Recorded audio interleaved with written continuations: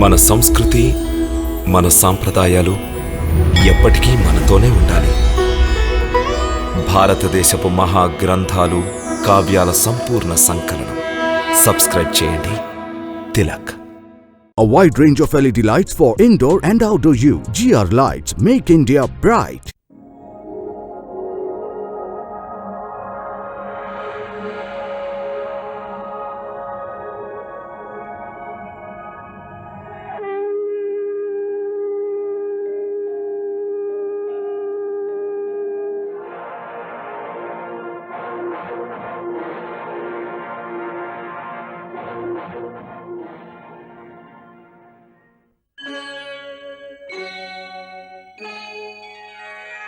Krishna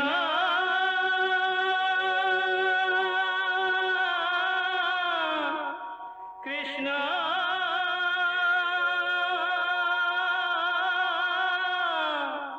Hare Krishna Hare Hare.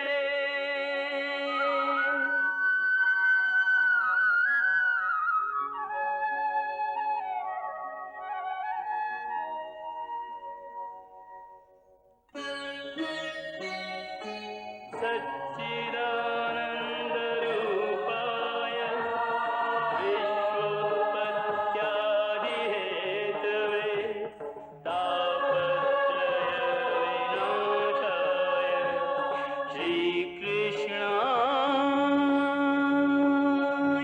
वयं नमः.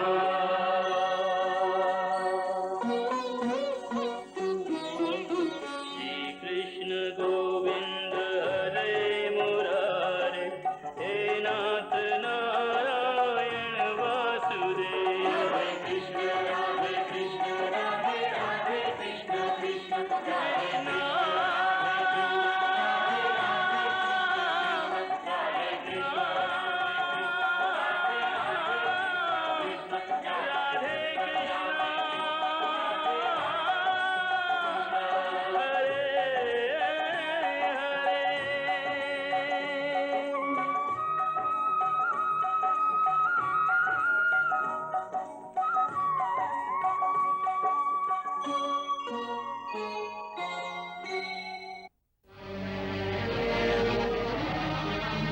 ఒకసారి అసుర గురువు శుక్రాచార్యులు దైత్యరాజు బలిచేత శతయజ్ఞానుష్ఠానం చేయ సంకల్పించాడు. 100వ యజ్ఞం పూర్తయిన అచిరకాలంలోనే అసురరాజు బలి స్వర్గాధిపత్యం వహిస్తాడు. రాజా, తమకు విఘ్నాలేవీ లేకుండా 99 యజ్ఞాలు పూర్తయినవి. తమరు ఒకే ఒక యజ్ఞం చేయవలసి ఉంది. అది కూడా నిర్విఘ్నంగా పూర్తయితే ఇక తమరు 100 యజ్ఞాలు పూర్తి చేసినట్టే. అప్పుడు ఇంద్ర పదవి శాశ్వతంగా తమదే అవుతుంది. స్వర్గలోకంలో దేవతల ఆధిపత్యం నిరవధికంగా అంతం అవుతుంది. ఇక ముందు త్రిలోకాలను అసురులే ఏకగ్రీవంగా ఏల్తారు కదా గురుదేవా. అవశ్యం. ఈ విపత్కర పరిస్థితి నుంచి సృష్టిని కాపాడటం కోసం దేవతలు శ్రీహరి చెంతకు వెళ్లి మొరపెట్టుకున్నారు. వారి మొరను ఆలకించిన భగవానుడు వామన రూపం దాల్చి భూమిపై అవతరించాడు. ఆ సమయంలో రాజా బలి 100వ యజ్ఞాన్ని సంకల్పించబోతున్నాడు. అదే సమయంలో వామన భగవానుడు ఒక బ్రాహ్మణ వటువు రూపంలో దానమర్థించటానికై బలి యజ్ఞశాలను ప్రవేశించాడు. మహారాజులకు జయము జయము. మహారాజా, యజ్ఞశాల ద్వారము చెంత ఒక యాచకుడు వేచియున్నాడు. అతను తమ దర్శనార్థమై వచ్చాడు. మహారాజా, యజ్ఞ ప్రారంభానికి లగ్నం సమీపించినది. మహర్షి, మా ద్వారం చెంత ఒక యాచకుడు అసంతృప్తిగా ఉన్నప్పుడు మేము ఈ యజ్ఞాన్ని ఎలా ప్రారంభించగలం? మా రాజ్యంలో ప్రతి ఒక్కరూ సంతృప్తులై ఉండాలి. అప్పుడే మేము ఈ యజ్ఞానికి అర్హులం.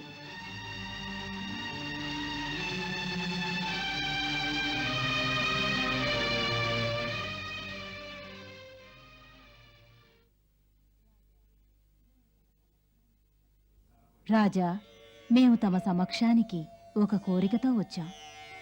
బ్రహ్మచారి, తమ కోరికేమిటో చెప్పండి, మేము అవశ్యం నెరవేరుస్తాం. పశువులు, బంగారం, మణిమాణిక్యాలు, భవంతులు, సంపదతో నిండి ఉన్న ఊళ్ళు, ఏనుగులు, గుర్రాలు, రథాలు తమకిష్టమైనది ఏదైనా కోరుకోండి, మేం వాగ్దానం చేస్తున్నాం, తమ కోరిక నెరవేరుస్తాం. ఓ అసురరాజా, మాకు తెలుసు తమరు సకల జగతికి అధిపతులు. త్రిలోకాలలోనూ ఎటువంటి వస్తువైనా సరే తమరు ఇవ్వలేనిది లేదు. కానీ శాస్త్రం వచిస్తున్నదేమిటంటే, ఆత్మజ్ఞానం కలిగిన బ్రాహ్మణుడు ఎంత దానం స్వీకరించాలంటే ఎంతవరకు అవసరమో అంతే. కనుక ఓ రాజా, మాకు యజ్ఞశాల కొరకు కొంత భూమి అవసరమవుతున్నది. కనుక కృపతో అంత భూమిని ఇవ్వండి. మేము మా పాదాలతో 3 అడుగులు కొలిచినంత సరిపోతుంది. మేము సంతుష్టలమవుతాం. ఏమిటి 3 అడుగులా? అవును, తమ పాదాలతో కొలిచే 3 అడుగుల భూమే? అవును.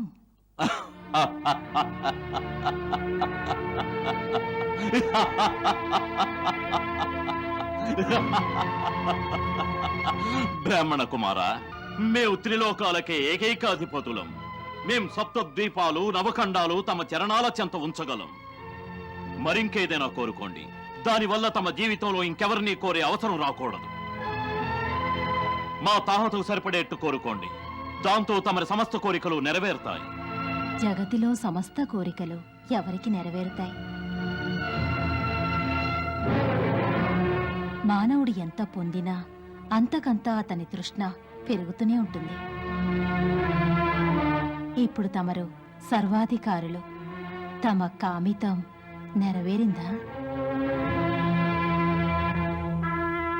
లేదే, తమరు ప్రస్తుతం స్వర్గాధిపతులు కావాలని వాంఛిస్తున్నారు. ఇటువంటి మనోవాంఛితాలు ఎంత పెంచుకుంటే అంత పెరుగుతాయి. ఓ రాజా, మేము తమ దానగుణమును ప్రశంసిస్తున్నాము. మాకు కావలసిన 3 అడుగుల నేలనివ్వండి.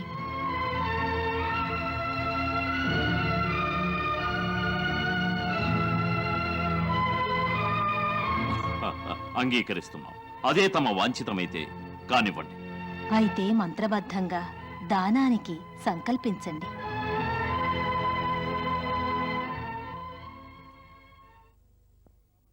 రాజా, తమరేం చేయబోతున్నారు? ఇతనిని తమరు సామాన్య వటువుగా భావించి 3 అడుగుల నేలను దానం చేయబోతున్నారే, అతడు దేవతల కార్యం కోసం అతిథి గర్భాన జన్మించిన సర్వాంతర్యామి విష్ణువే. ఈ 3 అడుగుల భూదానంతో తమ సమస్త ఐశ్వర్యాలు, రాజ్య వైభవం సర్వం స్వీకరించి ఇంద్రునికిచ్చివేస్తాడు. దైత్య జాతికి మహాపరాధం జరుగుతుంది. అయినా తమకు సంపదలలో 5వ వంతు మాత్రమే దానం చేయడానికి అధికారం ఉన్నది.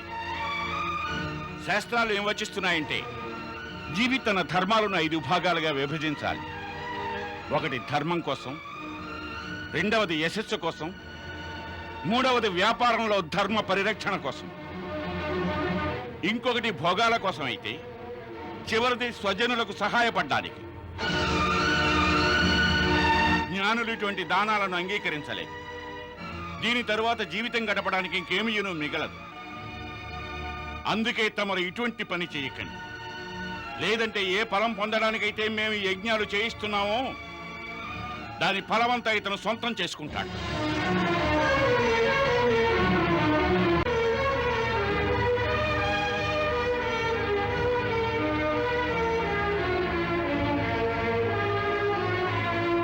గురుదేవా, ఒక కరుణామయుడైన వ్యక్తి అపాత్ర యాచకుడి అభిష్టాన్ని తీర్చడంలో అతను దుర్గతి పాలైన మనస్ఫూర్తిగా అందుకు ఒప్పుకుంటాడు.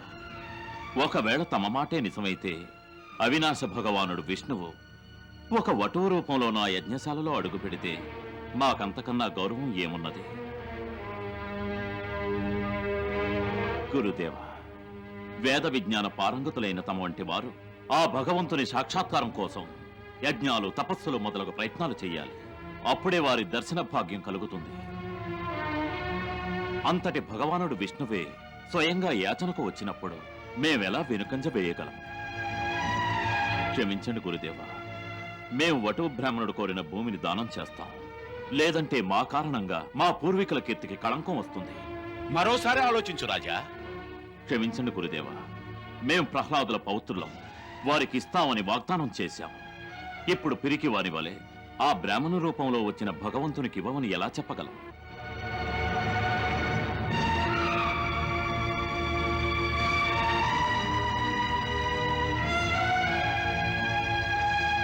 ఓరి మూర్ఖుడా, నీవు అజ్ఞానివి, మహాపండితుడు అనుకుని విర్రవీగుతున్నావు. నీవు మమ్ము అవమానించావు, నీవు మా ఆదేశాన్ని ఉల్లంఘించావు. నిన్ను మేము శపిస్తున్నాం. త్వరలోనే నీ ఐశ్వర్యం అంతమవుగాక.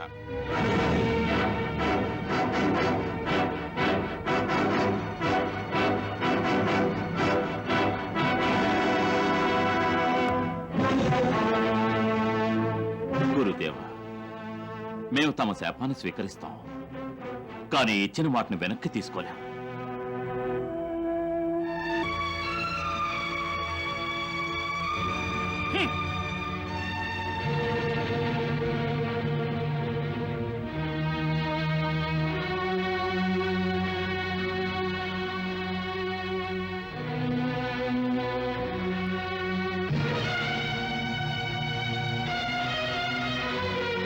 శ్రీ విష్ణు శ్రీ విష్ణు శ్రీ విష్ణు శ్రీమద్భగవతో మహాపురుషస్య విష్ణురాజ్ఞయా ప్రవర్ధమానస్య అంత్యబ్రహ్మణో ప్రథమ పరాదే శ్రీ శ్వేత వరాహ కల్పే వైవస్వత మన్వంతరే అష్టావిశం తమే యుగే. నేను మహాత్ముడు ప్రహ్లాదుని పౌత్రుడను మరియు మహారాజు విరోచని పుత్రుడనైన బలిని వచనబద్ధుడనై సంకల్పము చేయుచున్నాను. ఈ బ్రాహ్మణ పుత్రుడు వామనుడు కోరిన 3 అడుగుల నేలను దానం చేస్తున్నాను.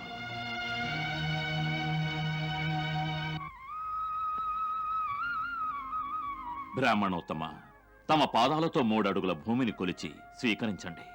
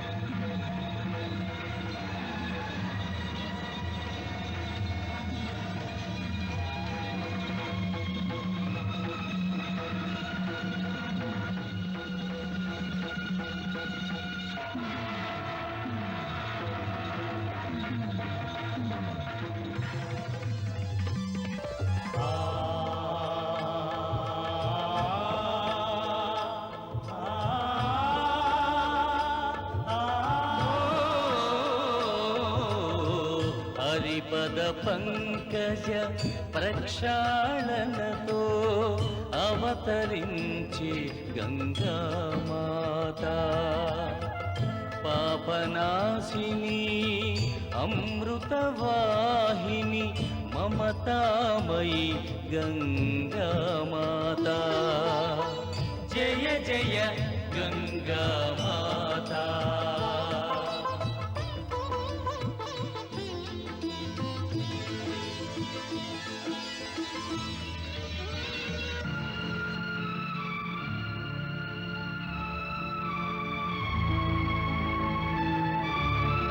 దైత్యరాజా బలి తమరు మాకు 3 అడుగుల భూమి ఇస్తామని వాగ్దానం చేశారు. మేము కేవలం 2 అడుగులలో సమస్త త్రిలోకాలను కొలిచాము. 1 అడుగులో భూలోకం, 2వ అడుగులో స్వర్గలోకం కొలిచాం.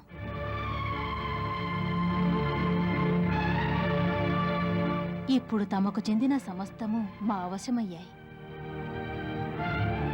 మరి ఇప్పటికీ మీ వాగ్దానం పూర్తి కాలేదు.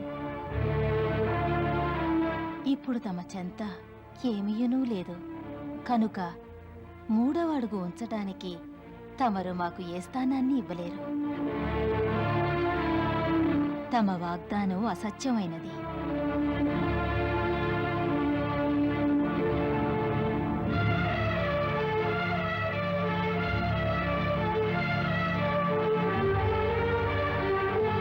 లేదు బ్రాహ్మణోత్తమ, మేం మా వాగ్దానాన్ని నిజం చేసి చూపిస్తాం. తమరు తమ 3వ అడుగుని మా శిరస్సుపై ఉంచండి.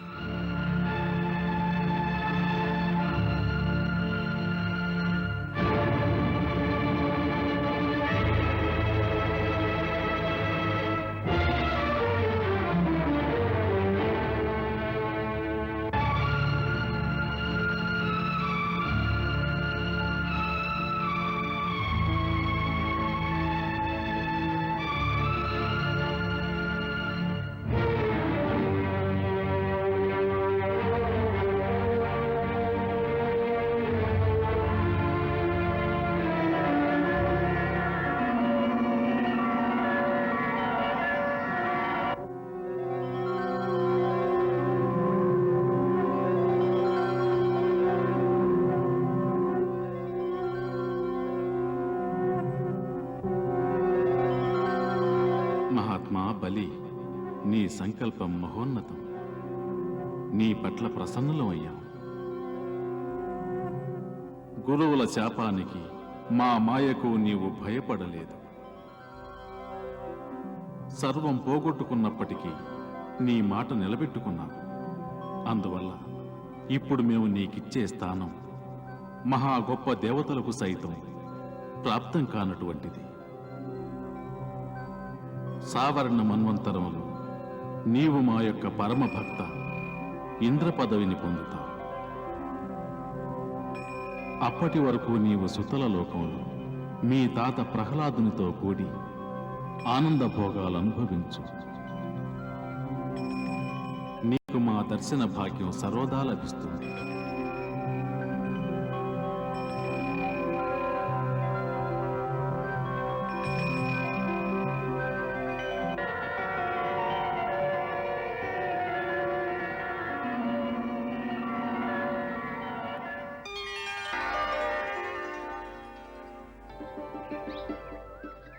గురుదేవ, భగవానులు సర్వశక్తి సంపన్నులు. వారు తలుచుకుంటే కేవలం సంకల్ప మాత్రాన దుష్టులను నాశనం చెయ్యగలరు. మరి వారు ఈ ప్రకారం ధరిత్రిపై అవతరించవలసిన కారణం ఏమిటి? చక్కగా అడిగావు. భగవానుడు సంపూర్ణ శక్తిశాలి. ఆయన తలచుకున్న మరుక్షణమే దుష్టశక్తులను నాశనం చేయగలడు. మరి ధర్మరక్షణ కోసం, తన భక్తులను కష్టాల నుంచి కాపాడటం కోసం ధరిత్రి మీదకు ఎందుకు అవతరించారు? దాని ఆవశ్యకత ఏమిటి అంటే దీనికి సమాధానం ఒకటే. వారి యొక్క లీలలను ఈ భూమి మీద చూసిన ప్రతివారికి విశ్వాసం అధికమవుతుంది. వారిని రక్షించే వారొకరున్నారు. వారే కష్టాల నుంచి కాపాడుతారు. అనే దృఢ విశ్వాసం ప్రాణికి తన ధర్మ నిర్వహణలో శక్తినిస్తుంది. ఇదే భగవానుని అవతారంలోని ముఖ్యోద్దేశం. ఇదే ఆయన యొక్క లీలలు వినిపించటం, వినటంలో ఉన్నటువంటి పరమార్థం. ఇప్పటి వరకు మీకు నేను వినిపించిన అవతార గాథలన్నీ భగవానుని ఆవేశ అవతారాలు. అవి 10 నుంచి 11 కళలతో నిండి ఉన్నాయి. నేడు మీకు భగవానుని యొక్క రామావతార గాథ వినిపిస్తాను. అది 12 కళలతో నిండి ఉన్నది. ఈ అవతారం యొక్క విశేషం ఏమిటంటే, రామావతార లీలలలో భగవానుడు ఒక సంపూర్ణ మానవ జీవితం యొక్క ఆదర్శాన్ని నెలకొల్పాడు. ఏ సమయాన శ్రీరాముడు అవతరించాడో అదే సమయాన శ్రీ పరశురాముడు కూడా ధరిత్రిపై అవతరించాడు.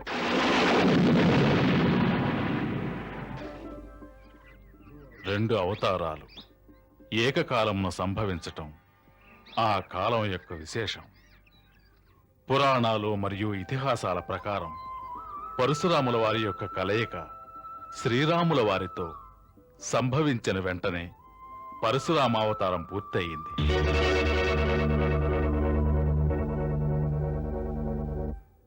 పరశురాముల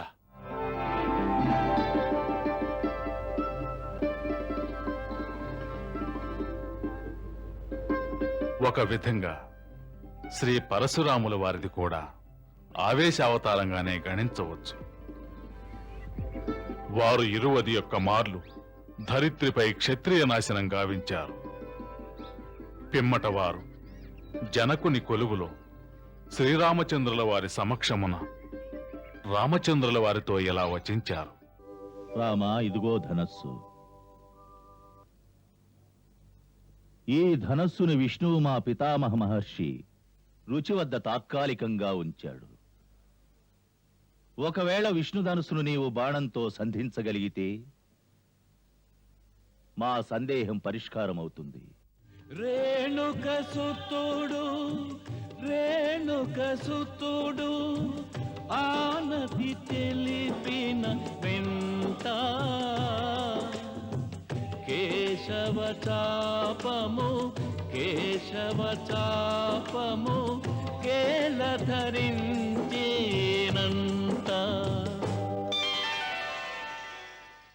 అప్పుడు పరశురాముల వారు శ్రీరామచంద్రుల వారిలో భగవానుని యొక్క చతుర్భుజ రూపమును దర్శించి తన అవతారము పరిసమాప్తమైందని గ్రహించారు. అంతటా తన ధనుస్సును వారికిచ్చివేసి తపస్సు చేసుకొనుటకు వెడలిపోయారు.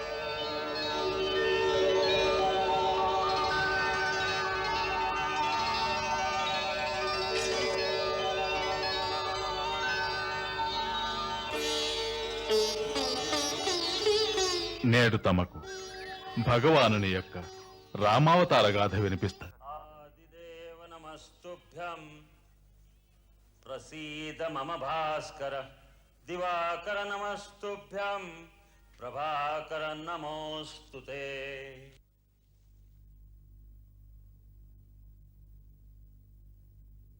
మహారాజ దశరథ, నేడు సూర్యదేవుడు ఉత్తరాయణంలో ప్రవేశిస్తున్నాడు. ఇది పరమ పవిత్ర ముహూర్తం. ఈ శుభముహూర్తంలో మీ కులదేవతలను నీవు ప్రార్థించినట్లయితే ఆశలు తప్పక నెరవేరుతాయి. గురుదేవా, తమ ఆశీర్వాదం వలన అపార వైభవం, సుఖ సమృద్ధి, కీర్తి సర్వం ఉన్నాయి.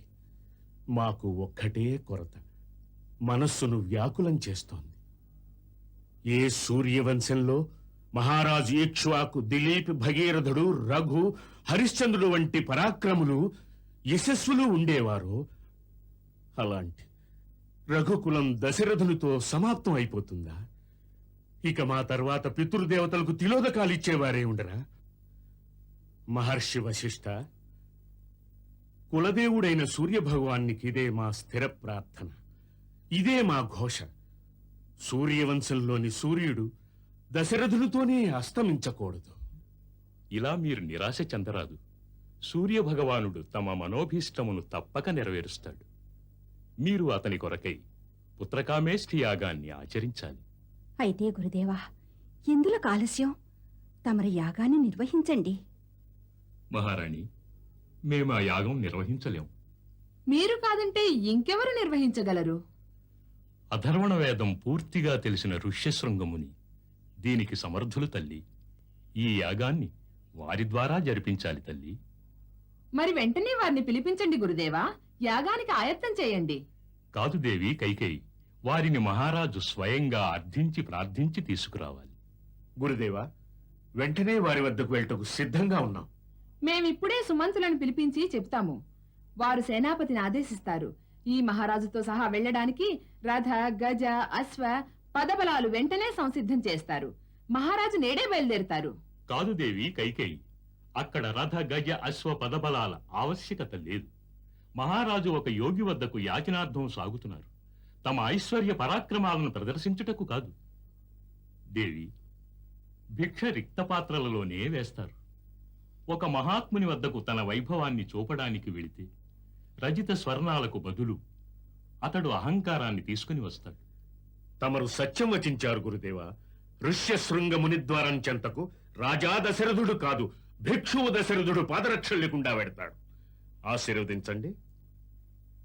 నీ మనోభీష్టం సఫలమవుతుంది రాజా.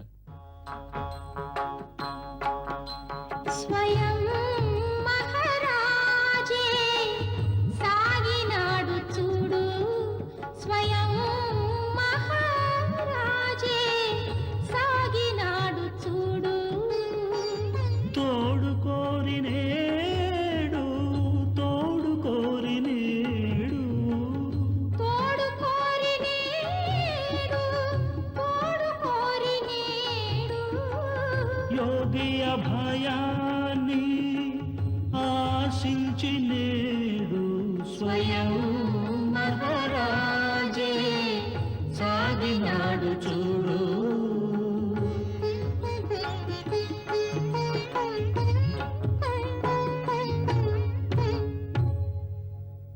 కన్నీటను చరణాలను కడిగి తన కోరిక తెలిపే రాజా ప్రసన్నుడై తథాస్తు అని ముని యాగ కర్మ జరిపించే.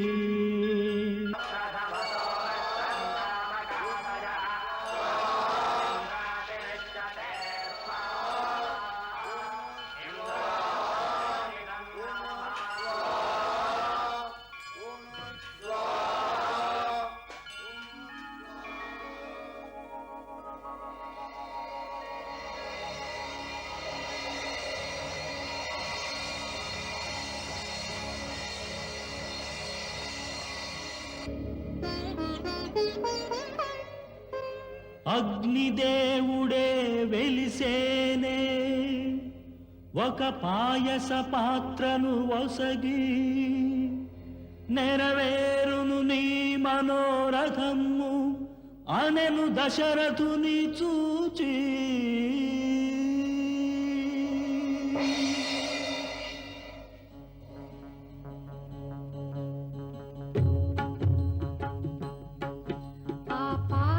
మందున ఒక భాగం కౌసల్యకు అందించేనే, ఇంకొక భాగం ముద్దుల రాణి కైకేయి ఆశగా పొందే.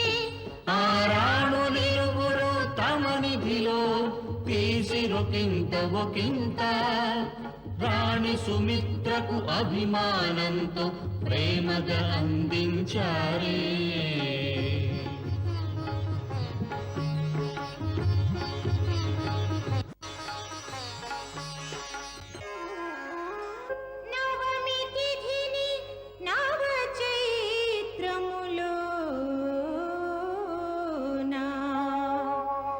శుక్లపక్ష శుభ సమయములో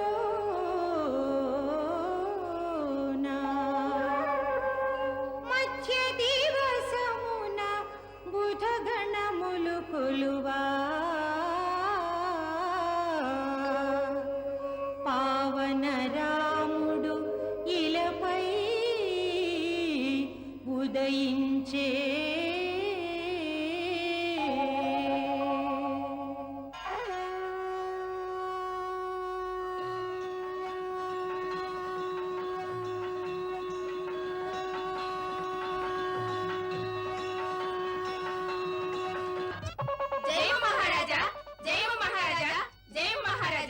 మహారాజా మహారాణి కౌసల్య సుపుత్రుని కన్నారు. జయ మహారాజా.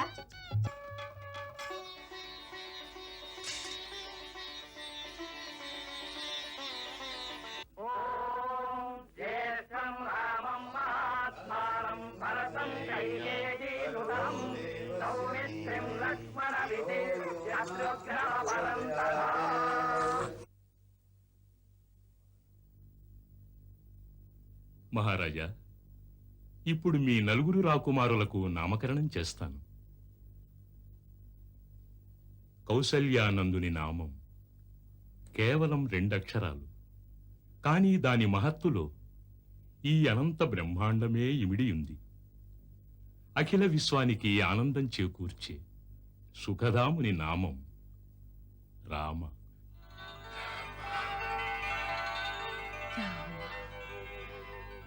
మా రాముడు.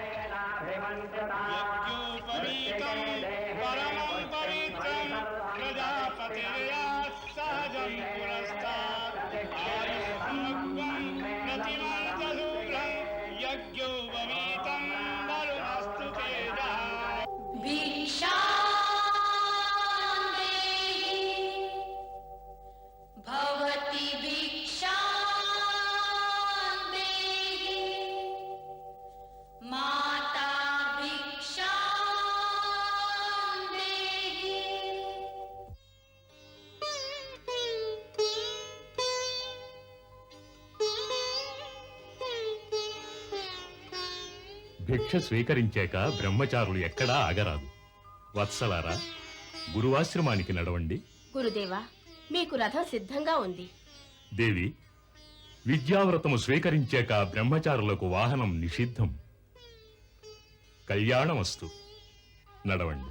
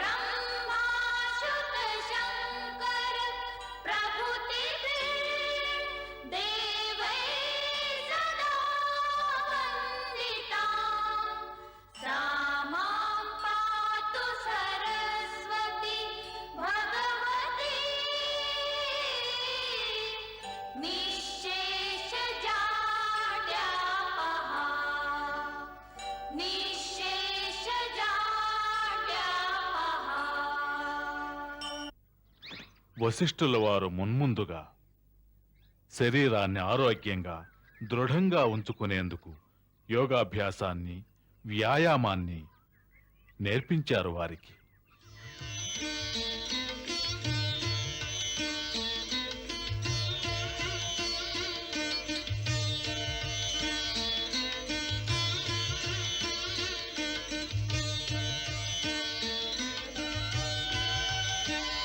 గురుకులమున ఇదే సూత్రం, అది సమభావం కర్మ పాలనా తొలి ధర్మం జీవన కర్మ విధం జీవన కర్మ విధం ఈ విధముగనే బ్రతకాలి.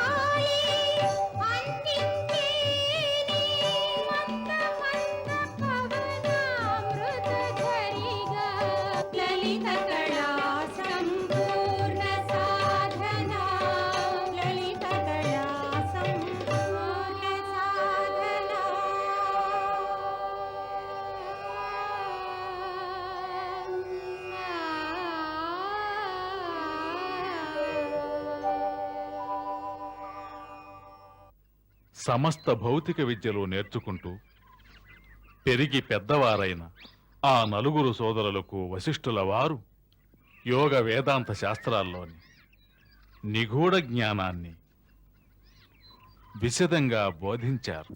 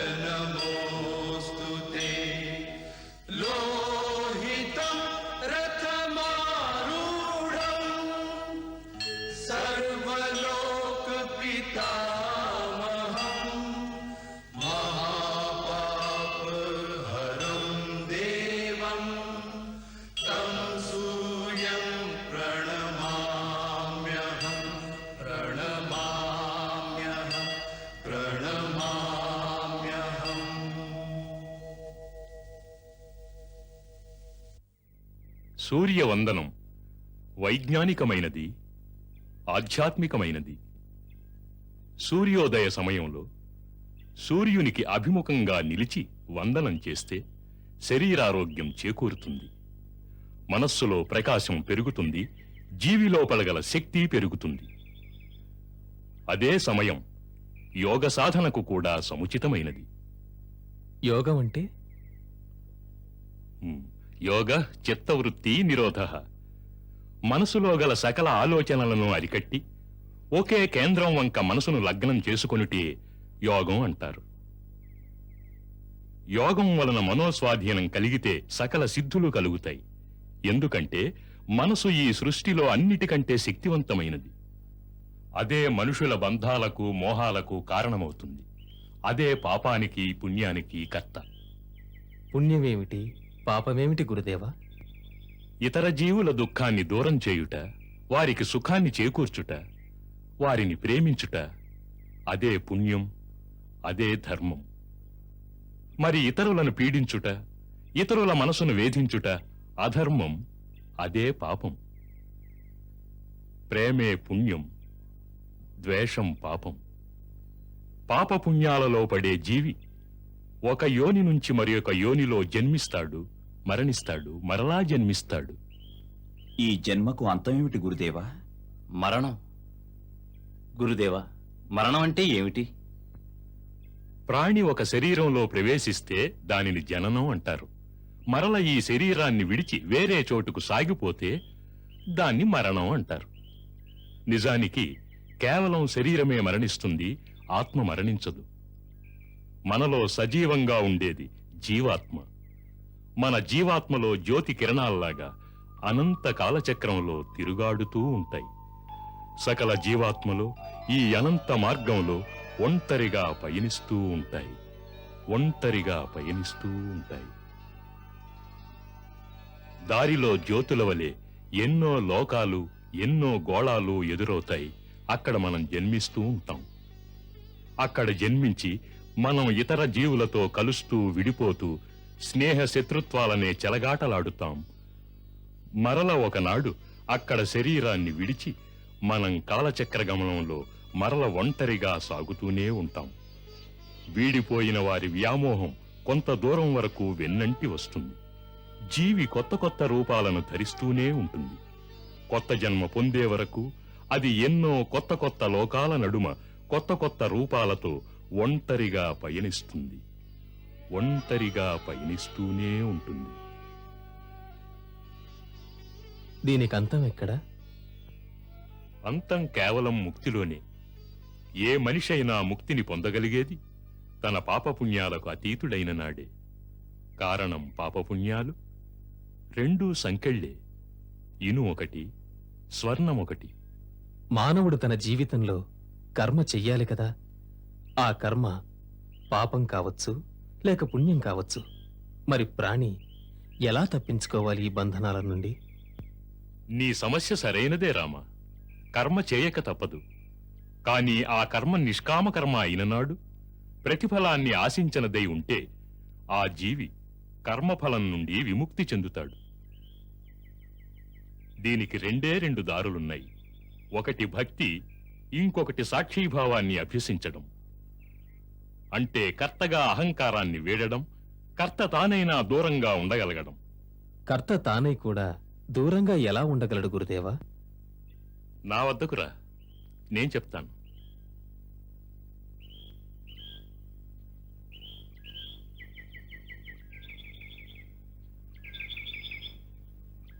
కూర్చో.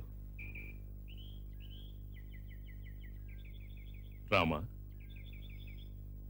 ఇప్పుడు నీ అంతరాత్మను ఈ శరీరం విడిచి నాతో రమ్మను.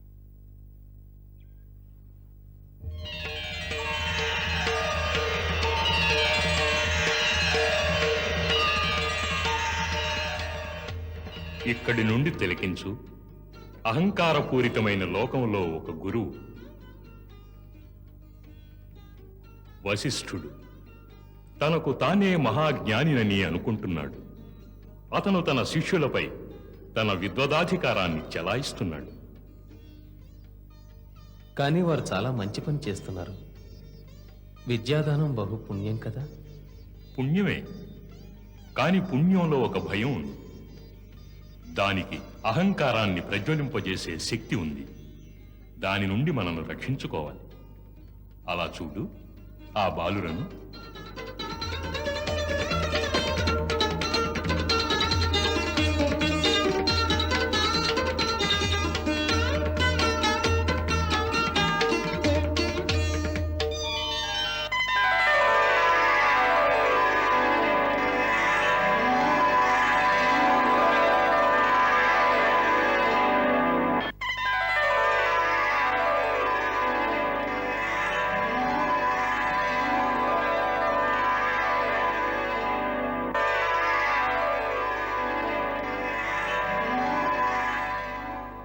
ఆ బాలురు అప్పుడే పఠిస్తారు, అప్పుడే కలహిస్తారు. వారిని వారి అహంకారం వెంటాడుతుంది. ఎందుకంటే ప్రతి బాలుడు తను ఇతర బాలుల కంటే ఎక్కువ బుద్ధిశాలి అనుకుంటున్నాడు. ఇలాగే పెద్దవారు కూడా. ఎప్పుడు వ్యక్తి తనకు తాను సాక్షిభావంతో తన కర్మను సాగిస్తాడో అప్పుడు అతనిలో అహంకార భావం జనించే అవకాశం లేదు. వినమ్రత కలుగుతుంది. అందుకే జ్ఞానులన్నారు, విద్య వసంగు వినయం. నిజ విద్య వినయభావాన్ని కలిగిస్తుంది. ఈ వినయం నుండి జీవి భక్తిని పొందుతాడు. ఎవరైతే భక్తిని సంగ్రహిస్తారో వారు తిరిగి పొందడానికి ఇంకేమీ లేదు. వారు ఎక్కడ నిలుస్తారో అదే దేవాలయం అవుతుంది. వారన్నదే ఒక శాస్త్రమై నిలుస్తుంది.